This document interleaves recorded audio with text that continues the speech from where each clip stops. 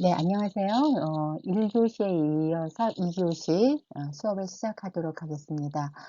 지난 수업 시간에 제가 시간을 좀 적절히 배분 못한 모양이에요. 그래서 지난 시간에 다 하지 못했던 내용을 조금 더 어, 보완하고 또 다음 내용으로 넘어가도록 하겠습니다. 지난 시간에 그 훌륭한 전략의 필수 요소 부분을 제가 자세히 설명을 안 드렸는데요.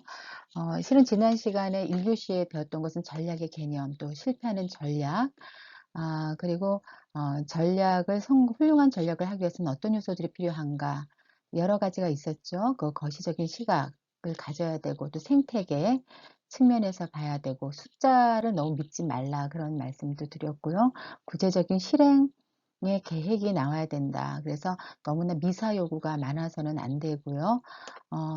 그 미사 요구가 담겨 있는 것은 어떤 방향으로 어떤 행동을 해야 될지를 담아낼 수 없기 때문에 미사 요구가 많은 전략은 바람직하지 않다, 이렇게 말씀을 드렸습니다. 그러면 훌륭한 전략의 필수 요소인데요. 그 전략의 선택을 해야 되는 그 부분이 있습니다.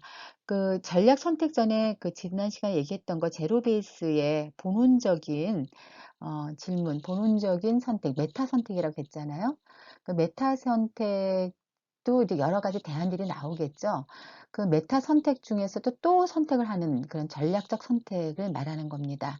그래서 훌륭한 전략은 남들이 하지 않는 분야가 무엇인지에 대한 명확한 내용을 담고 있다. 이거는 뭐냐면 훌륭한 전략은 어, 똑같이 남들하고 똑같이 그 어떤 전략을 세운다는 것은 그거 훌륭하지 않겠죠. 보편적인 거겠죠. 근데 이제 남보다 좀 더 차별성 있는 전략은 남들이 안 하는 걸 한다거나 남들이 하는 거를 안 하는 거거나 이런 것들이겠죠. 그래서 그 사례를 한번 그때 잠깐 말씀드렸는데 여러분 잘 아시죠? 태양 서커스. 태양 서커스는 여기에 동물들이 있습니까? 그야말로 뭐 동물이나 기괴한 그 아, 쇼를 위한 여러 가지 다양한 그 이제 뭐 보여주기식이라기보다 하나의 이거는 드라마틱하고 큰 쇼 같고 뮤지컬 같고 그 이상인 거죠. 근데 이런 부분에서는 일반적인 서커스단에서 했던 것들을 과감하게 기계적인 것은 과감하게 없애버린 거고요. 더 특별히 말씀드린 쇼와 뮤지컬 이런 예술적인 것을 굉장히 강하게 아, 핵심 요소로 가지고 강한 핵심 요소를 가지고 했다라는 거죠. 이게 전략의 선택인 거죠. 그런데 그 반면에 여러분들 잘 아시다시피 데크 컴퓨터가 있습니다. 데크 컴퓨터는 초창기에 굉장히 사랑을 많이 받았던 컴퓨터인데 1차적으로 처음에 이제 그 잘 나가니까 많은 분들이 우리가 전략 방향을 세울 때 소프트웨어 하드웨어를 다 같이 공략을 해야 된다. 내지는 여기 IT 기술에 공략해야 된다. 고객 서비스 차원에서 무슨 여러 가지 내용들이 나왔는데요. 어느 것 하나도 이렇게 그 선별을 하게 되면 각 부서 간의 어떤 정치적인 파워 게임에서 이게 참 어렵겠다 해서 이걸 다 받아들인 거예요. 그러다 보니까 하나도 실행을 하지 못해서 지금은 컴팩에 인수합병이 됐죠. 이 전략을 선택한다는 부분이 이렇게 무섭습니다. 그리고 이제 이런 전략 선택에는 언제나 고통을 수반하는 거죠. 아까도 그 태양 서커스단에서도 남들이 하지만, 그리고 일반적으로 서커스는 이래 해야 해 하는 그런 기본 개념을 그 이제 깨트려야 되니까 얼마나 말들이 많겠어요. 거기 남이 가지 않은 길이기 때문에 위험 부담도 있습니다. 근데 그것을 다 견디면서 나가는 거죠. 어떤 확실한 믿음을 가지고 가는 거죠. 지금 영어 학습 시장이 굉장히 큰데요. 한 예로 고통 수반하는 예를 잠깐 비교해서 말씀을 드릴게요. 그 야나도라는 것은 초기 초보자들을 위한 그 직장인들, 초보자를 위해서 집중되어 있기 때문에 어느 수준 고급의 레벨에 공부를 하고 있는 사람들은 사실은 여기에 해당 타겟팅이 안 됩니다. 근데 야나두는 그것을 과감하게 포기를 했다라는 거죠. 영어 단기, 영단기 톡이라고 하는 ST 유니타스 같은 경우에도 단기간 내 어떤 그 점수를 높이고자 하는 사람을 타겟으로 한 겁니다. 그런 것이 이제 청담어학원은 굉장히 다른 전략의 선택이죠. 청담어학은 단기간에 영어 점수를 높이는 것이 아니라 실제 현재 원어민 수준으로 영어를 하도록 하는 장기의 어떤 그 고객을 중심으로 한다라는 거죠. 각각 새 기업들은요, 어떤 측면에서는 큰 영어 학습 시장에서 일정 부분들을 다 도려낸다라는 거거든요. 그 도려낼 때 상당히 고통스럽습니다. 근데 이런 고통을 감내하면서 타겟팅한 것에 몰입을 하는 것이 진짜 좋은 훌륭한 전략이 실천할 수 있는 베이스가 아닌가 생각을 하는 겁니다. 또 이제 이런 훌륭한 전략을 이제 추진하려면 자꾸 바뀌어서는 안 되겠죠. 일관성을 추구해야 됩니다. 전략적 측면에서 일관성이 있고 조직적 차원에서 일관성이 있는데요. 전략적 측면의 일관성은 지금 스타벅스입니다.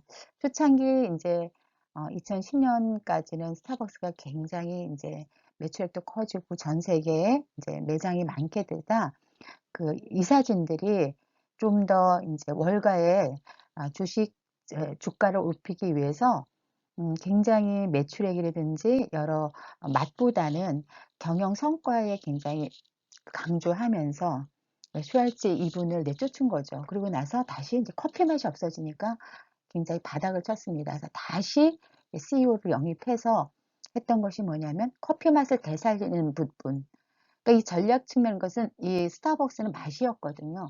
맛을 잃어버리니까 안 되겠구나. 그래서 굉장히 과감하게 저녁 시간대는 매장 문을 닫고 바리스타 교육을 다 시킨 겁니다. 그래서 다시 맛을 회복하고 그리고 그 맛을 통해서 뭐냐면 추구하는 것이 사람과 인간의 겸손이라는 그런 슬로건을 가지고 일관성 있게 추진해서 지금 2019년대는 커피 브랜드 평판 1위가 됐습니다. 이제 반대로 우리 이런 일관성 있지 않게 일관성을 가지지 않기 때문에 조직원들도 어떤 방향으로 갈지 서로 몰라 하고 어려웠을 텐데요. 이것은 굉장히 큰 리더십을 필요한데 그런 리더십을 발휘하는 그러니까 일관성 있는 리더십으로 이렇게 스타벅스가 이제 1위에 올랐다라는 사례를 볼 수가 있고요. 조직 차원의 일관성도 있습니다. 우리 기아 자동차를 사례를 들 건데요. 기아는 어떤 기능이나 기술 부분에는 많은 좋은 평가를 받았지만 초창기에 디자인 부분에서 굉장히 어떤 고객의 평가를 잘 받지 못하고 있었습니다. 그래서 그런 고객 평가, 그러니까 디자인, 보여지는 것에 이제 가치를 가지고 있는 고객들이 점차 많아지기 때문에 기아도 이제 변화를 한 거죠. 혁신하는 것을 이제 디자인 쪽에 고객의 추구하는 어떤 요소들을 다 담자. 근데 그것이 전략만 세워서는 안 된다라는 거죠. 그런 디자인 요소가 과감하게 이런 상품에 제품에 도입되려면 전문가가 들어와야 되는 거죠. 디자인 전문가가 들어와야 되죠. 근데 디자인 전문가만 들어온다고 되는 것이 아니죠. 그 전문가가 일할 수 있도록 하는 구조와 프로세스, 그리고 그런 디자인 전문에 관련된 프로젝트를 실시했을 때 보상과 통제 부분들이 반드시 같이 함께해야 되고요. 그리고 이것이 이제 한 부서가 아니라 그 조직 내에 녹아져야 되게 되는 거죠. 뭐 명함부터 식당부터 또 어떤 이야기하는 내용부터 우리는 디자인을 퍼스트로 한다라든지 그런 것들이 다 문안에 녹아져야지 정말 이 전략이 실천될 수 있다는 겁니다. 그래서 이제 전략을 세운다 했을 때는 거시적인 차원에서 그리고 구체적인 지침, 행동까지 생각하고 그런 것들이 이제 본원적인 문제 그리고 고객 입장에서 이제 생각해야 된다라는 거. 그리고 이런 전략들은 일관성 있게 추진돼야 되고 또 전사적 차원, 조직적 차원에서 함께 이루어져야 되지만 되어야 전략이 훌륭하게 실시될 수 있다고 보겠습니다. 그리고 이제 이러한 전략이 또 훌륭하게 실시되기 위해서는 행동 지침이 구체적이어야 된다는 거죠. 아무래도 전략은 큰 그림이기 때문에 하나하나 제거해야 될 요소, 또 실천해야 될 요소, 위험 요인에 대한 것도 구체적으로 어떤 식으로 이제 위험 요소도 어, 그 제거할 수 있는 방안까지도 다 이렇게 제시를 해야 된다라는 거죠. 때에 따라서 어떤 조직에서는 이제 전략을 실천하기 위해서 당근도 주고 채찍도 주고 하는데요. 그것은 조금 저차원적인 부분이지 않을까 이런 생각을 이제 하게 됩니다. 그러니까 예를 든다면 직원들에게 이제 "창의적인 아이디어를 내라." 뭐 "창의적인 아이디어만이 살 길이다." 막 얘기를 합니다. 그리고 창의적 우리 기업은 창의적 인재를 뭐 중심으로 창의적 인재를 양성하며 뭐 "창의적인 제품을 만들겠습니다." 이렇게 하는데 도저히 직원들이 창의적인 아이디어를 가지고 오지 않아요. 그러면은 이제 대부분의 인제 그 간부들은 '아 요즘 사람들 너무 우리 이 직원들은 창의적이지 않아.' 해서 다른 사람을 뽑을 걸 생각을 한다라는 거죠. 근데 그렇게 생각하기보다는 '왜 아이디어를 내지를 않을까?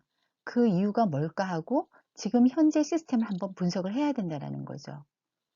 그랬더니 인제 여러 가지가 있습니다. 창의적인 아이디어가 이제 필요하다고 얘기를 했지만 성과 지표는 매출액, 또 얼마만큼 고객을 유치했는가, 그리고 인제 숫자에 굉장히 강조된 성과 지표를 내면서 연봉제니 임금을 올린다 하면 그 직원들이 창의적인 아이디어를 낼까요? 도저히 그렇지 않다라는 거죠. 그래서 어떠한 전략들을 세웠을 때는 구성 요소 요인 구성원들이 그 전략을 수행하지 못한다고 탓하기 전에 그 하지 못했던 배경과 시스템, 문화 이런 것부터 인제 분석을 해 봐야 될 필요가 있다라는 겁니다. 그러니까 그래서 지금 방금 이제 창의적인 아이디어가 나오려고 한다면 이런 구체적인 지침이 나와야 된다라는 거죠. 예를 든다면 사업 예산 30%는 새로운 시도에 도전하는 데 쓰여져야 하고 실패해도 책임을 묻지 않겠다. 뭐 그런 구체적인 행동 지침이 나와야 창의적인 아이디어들이 나올 수 있다라는 것입니다. 그리고 인제 훌륭한 전략의 필수 요소는 그러니까 아까 그 본원적인 그 메타 선택, 본원적 선택에서 여러 가지가 나온다 그랬어요. 그죠? 그래서 그 여러 가지가 나온 것 중에서 인제 잘 분별해서 어 어떤 것을 선택할 건지가 매우 중요합니다. 그래서 인제 지금 보여 드리는 전략 하나의 전략을 지금 예시를 냈는데요. 세계인들이 즐기는 최고의 자장면을 만들어 최고 수준의 서비스를 제공해 이제 전국 해외 모든 국에 에 건강에 이바지하고 3년 내 매출 10억 원을 달성해 주주들에게 높은 수입을 창출하며 조고분들에게 최고의 직장을 제공한다. 굉장히 거창하죠. 뭐 세계인들이 즐기는 굉장히 미사오도 많고요. 그리고 3 년에 매출 10억, 그리고 뭐 수익 창출, 종업의 최고 직장 얘기했는데 구체적인 게 없는 거예요. 매출 3 년에 매출 뭘로? 그러니까 최고의 자장면인데 어떤 게 최고의 자장면인지 사실 여기에 나와 있지 않아요. 미사여구 숫자만 잔뜩 있다라는 거죠. 차라리 지금 제시하는 아래의 전략이 더 구체적이라서 좋다라는 거죠. 고추장이나 된장 등 한식 재료를 기반으로 한 자장면을 만들겠다. 이거 굉장히 어떤 짜장면인지 최고의 자장면이 뭔지 모르잖아요. 근데 여기는 고추장이나 된장으로 된 자장면이라는 게 나오는 거죠. 그다음에 MSG나 화학 성분이 들어가지 않은 유기농 자장면을 만들어 건강에 실질적인 도움을 주는 먹거리를 만들겠다. 굉장히 구체적이죠. 유기농 자장면인데 MSG나 화학 성분이 들어가지 않는다. 이런 것들이 어떤 전략을 보면서 구체적인 행동까지도 알 수 있는 그런 전략이 좋은 전략이다. 그리고 이런 전략으로 선택을 해야 된다. 이렇게 보시면 되겠습니다. 자, 그러면 이제 2교시 들어가도록 하겠습니다. 지금까지는 이제 전략에서 좋은 전략, 또 좋은 전략을 선택하는 방법, 그런 내용들을 말씀드렸는데요. 지금은 이제 4차 산업 시대에 많은 기업들이 전략을 세웠는데도 굉장히 많이 실패를 하고 있습니다. 반면에 그런 전략은 쓰지 않았지만 기존의 비즈니스 어떤 세계를 완전히 와해시키면서 유니콘 기업이 되는 사례들이 굉장히 많이 이제 나오고 있습니다. 그래서 왜 그런지 그러한 유니콘 기업들의 비즈니스 모델은 과연 어떤 것들인가? 사례를 들어서 오늘 좀 말씀드리도록 하겠습니다. 그걸 위해서는 먼저 disruption이란 뭘까요? 이게 먼저 파괴죠. 파괴적. 그러니까 파괴적 기업이라는 얘기죠. 그럼 파괴적 기업이 뭔지, 어떤 비즈니스를 했는지 이 disruption에 대해서 이제 알려고 이제 보고요. 그러니까 이제 disruption이 곧 혁신하고도 굉장히 맞물리는 얘기인데, disruption에 대해서 이해를 하고요. decoupling coupling이라는 것은 연결인데 D 하니까 끊어진 거죠. 그러니까 연결된 걸 끊는다. decoupling에 대해서 좀 이해를 하고요. CBC, 여기서 CBC는 Customer Value Chain입니다. 그러니까 고객 가치 사슬을 이제 알아야 디커플링까지 연결돼서 디스럽션의 기업이 어떤 것들인지 이해할 수 있어서 이 세 가지 용어에 대해서 이해하도록 하겠습니다. 자, 여기에 지금 제가 먼저 그런 내용들 이야기하기 전에 이 다이슨의 드라이기죠. 가격이 얼마예요? 드라이기 값이? 이게 이제 저렴해서 45만 9천 원입니다. 저도 근간에 깜짝 놀랐습니다. 그 미용실에 갔는데 굉장히 소리도 좋고 부드럽고 그다음에 머리 말리는데 굉장히 빨리 말려지는 거예요. 그래서 드라이기가 좋아요. 그랬더니 이건 다이슨이죠. 그래요. 그래요? 그럼 저도 이제 집에서 이걸 구매하고 싶어서 이게 얼마인가요? 그랬더니 비싸서 못 사실 겁니다. 그러더라고요. 얼마인데요? 그랬더니 70만 원 주고 샀더라는 거예요. 그런데 이게 지금 굉장히 필립스의 그 드라이기 시장을 이 다이슨이 와서 다 와해시키고 있어요. 가격은 이렇게 셉니다. 어떻게 그랬을까? 한번 그 사례를 한번. 지금 그 다이슨의 시장은 전통적인 헤어드라이어 시장이 아니라 선물 시장에 공략하고 있는 겁니다. 특히 남자친구가 여자친구를 위해서 발렌타인데이나 생일일 때 어떤 선물을 살까 막 고민할 때 이 다이슨을 그 헤어드라이기를 사주면 굉장히 그 하트가 어, 어, 큐핏이 하트에 꽂혀지는 그런 광고를 하면서 공략을 한 거죠. 그러니까 일반적인 헤어드라이기 시장을 공략한 것이 아니라 다이슨은 바로 전문가 시장이나 선물 시장을 공략했기 때문에 어, 어, 필립스하고 경쟁하지 않는 데서 굉장히 많은 매출을 올렸다라는 거죠. 사실 이 다이슨의 드라이기를 한번 써보거나 경험하면 굉장히 갖고 싶어 하는데 내 돈 주고는 못 사는 그런 제품이죠. 너무 비싸요. 그러다 보니까 선물 시장을 공략하고 그것도 동성끼리 친구보다는 연인이 줬을 때 굉장히 더 감동스러운 그런 제품으로 이제 포지셔닝 해서 어, 이런 그 새로운 시장에 혁신을 줬다라는 거죠. 이것은 이제 제품 범주에 대해서 어떤 고객 가치 사슬을 해체한 사례라고 볼 수 있습니다. 또 그 고객 가치 사슬 해체 부분에서 한번 여러분께 질문하고 싶습니다.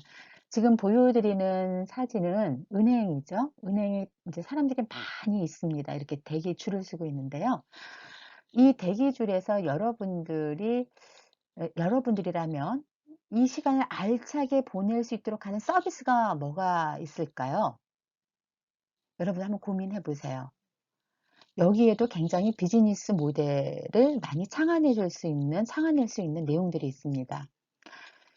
이제 대기 줄이 많은 것, 이거는 이제 고객의 불편함이거든요. 그럼 이 불편함을 해소하는 것에서도 비즈니스 모델을 한번 창안해 볼 수가 있고요.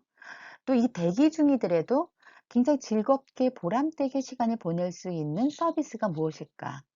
그런 걸 통해서도 또 새로운 비즈니스 모델을 만들 수가 있습니다. 여러분들이 한번 고민해 보세요.